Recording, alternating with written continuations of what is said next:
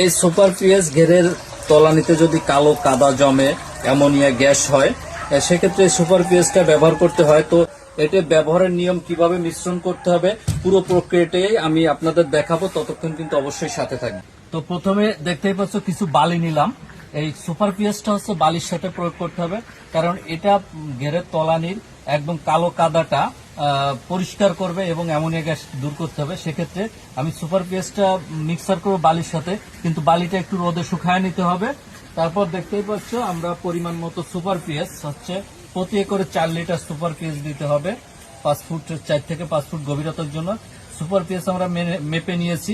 এরপর এটা কিন্তু বালির সাথে এভাবে আস্তে আস্তে করে মিক্সার করে নিতে হবে।